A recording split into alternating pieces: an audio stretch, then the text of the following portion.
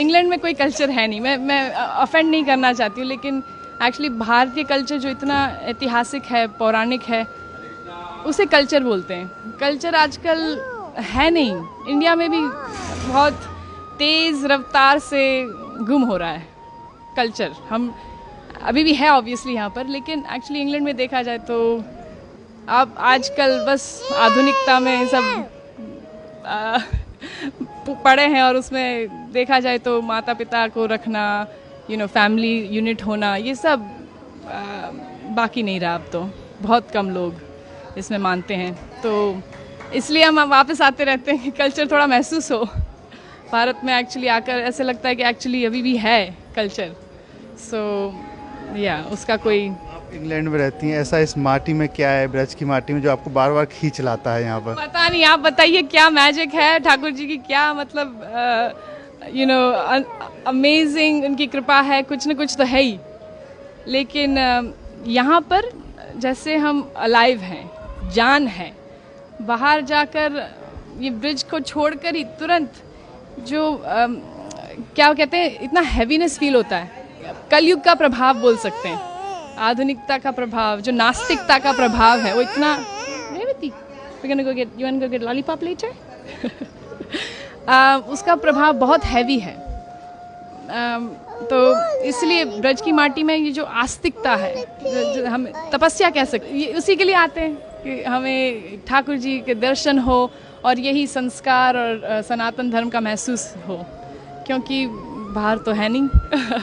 हम लेके जाते हैं जितना हो सके उतना, और ट्राई कर रहे हैं कि जारी रखें हमारे परिवार में और बांटें। वहाँ पर भी हम थोड़ा प्रचार करने में कोशिश करते हैं कि दूसरे को इंकरेज करें कि इसे ना ठुकराएं। हमारा जो एंशिएंट कल्चर है, ये वैदिक कल्चर, उसका देयर इज़ नो कंपैरिजन, उसके लिए कोई क्या कहते हैं सब्स्टिट्यूट नहीं है।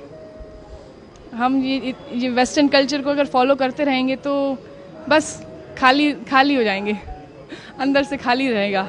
इंग्लैंड में ड्रेस अलग पहनते होंगे, लेकिन यहाँ आप पूरी तरीके से साड़ी पहनकर, तो कैसा लग रहा है यहाँ पर? बहुत अच्छा लगता है साड़ी पहनकर। ऐसे लगता है कि मतलब अभी कुछ त्योहार है, नहीं तो फिर बस काला ग्रे पहनते हैं वहाँ पर, क्योंकि ठंडी इतनी रहती है तो कोट पहनते पूरा दिन लगभग, तो यहाँ पर मन लगता है।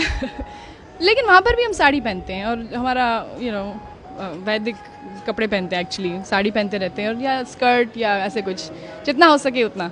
माथे पे आपने जो चंदन लगा रखा है, वहाँ भी लगाती हैं? ज़्यादातर लगाते रहते हैं, क्योंकि देखा जाए तो देखो, मुसलमान कभी ऐसे सोचता नहीं है कि मैं क्यों बुर्खा पहनूं, मैं क्यों ये टोपी पहनूं। सिर्फ हिंदू लोग मतलब डरते हैं, या मेरे को कई हिंदू खुद बोलते कि आप क्यों लगाती हो, बड़ा शो क्यों करती हो, क्या ज़रूरत है आपको शो करना, अपना आस्था को दिखाने की क्या ज़रूरत है। लेकिन मैं कहती हूँ कि एक्चुअली गर्व से हम दिखाते हैं। अगर कोई पुलिस ऑफिसर हो या कोई आर्मी वाला हो, तो गर्व से अपने सारे मेडल्स दिखाता है, क्यों, कि मैं आर्मी वाला हूँ। तो हम भगवान के हैं, ये उनका चिन्ह है, उनका मतलब हमने जो समर्पण किया है उनको, ये एक थोड़ा बस हम क्यों ना दिखाएं, गर्व से दिखाएंगे कि हम ठाकुर जी के हैं। उससे मतलब प्रोटेक्शन मिलता है ऑनेस्टली। मतलब ऐसे सिर्फ दिखावे के लिए नहीं है कि लगाया हुआ है, कि भगवान हमारे साथ है, वो तो है ही हमेशा। लेकिन थोड़ा जैसे हम सिंदूर लगाते हैं अपने पति के लिए, तो भगवान के लिए क्यों ना लगाए, और वो उससे इंटीमेसी लगती है भगवान के साथ, तो उस प्रोटेक्शन भी बहुत महसूस होता है कि नेगेटिवता मतलब जो नेगेटिव है वो एनर्जी थोड़ा दूर रहे। तो क्या करती हैं आप इंग्लैंड में, क्या काम करते हैं? मैं एक्चुअली पार्ट टाइम, मेरे चार बच्चे हैं, आज दो घर पे अभी, और तो पार्ट टाइम मैं संस्कृत पढ़ाती हूँ उन्हीं के स्कूल में। वहाँ पर एक कृष्णा अवंती करके लोकल स्कूल है इंग्लैंड में, और एक्चुअली सरकारी स्कूल है, सरकार पैसे देती है, लेकिन हिंदू फेथ स्कूल है, तो मोस्टली हिंदूज जाते हैं वहाँ पर। और संस्कृत, योगा, सब वेजिटेरियन खाना, 11 एकादशी का खाना होता है वहाँ पर, तो बच्चे लोग वहीं पढ़ते हैं, और मैं वहाँ पर संस्कृत पढ़ाती हूँ उनके प्राइमरी स्कूल में पार्ट टाइम। गीता भागवत भी आप पढ़ती होंगी? बिल्कुल, जितना हो सके उतना। गीता पढ़ते हैं, Bhagavad Gita, Bhagavad Gita, you go to Bhagavad Gita classes every day?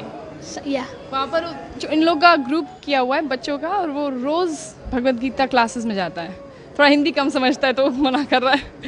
तो कोई आपको भजन या कोई याद है कुछ गा सके? भजन भजन तो आई मीन आज रामनवमी है तो रघुपति राघव ए रेवू you want to sing with me Rohan? Ramnavami है, श्री राम जी को याद करें। सॉरी हाँ you want to sing with me?